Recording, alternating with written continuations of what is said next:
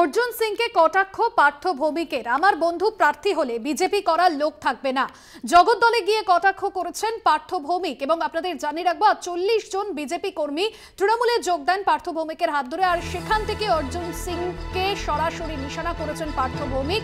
এবং আপনারা জানেন যে অর্জুন সিং তিনি যেরকম আবারও বিজেপিতে যোগদান করেছেন এবং সেই যোগদান এবং বিজেপিতে ফেরা নিয়ে পার্থ ভৌমিকের কটাক্ষ, আমার বন্ধু যদি ব্যারাকপুর লোকসভা কেন্দ্র থেকে প্রার্থী হয় বা বিজেপি প্রার্থী হয় তাহলে বিজেপি করার লোক থাকবে না। জগদ্দলে গিয়ে কটাক্ষ করেছেন পার্থ ভৌমিক।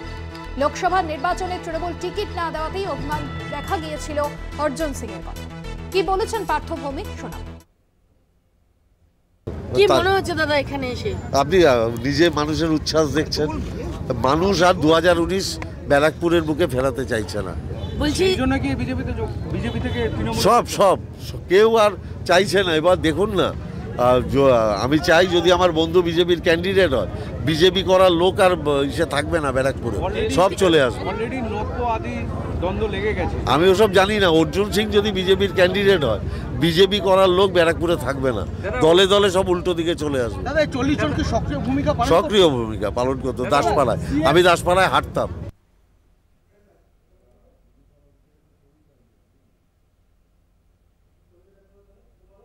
আপনাদের শোনালাম পার্থ ভৌমিক তিনি ঠিক কি মন্তব্য করেছেন। আপনারা জানেন যে লোকসভা নির্বাচনে ব্যারাকপুর থেকে তৃণমূল টিকিট না দেওয়ায় অভিমানে দল ছেড়েছেন এবং বিজেপিতে যোগদান করেছেন অর্জুন সিং। আর এবার অর্জুনকে সরাসরি কটাক্ষ করেছেন পার্থ ভৌমিক।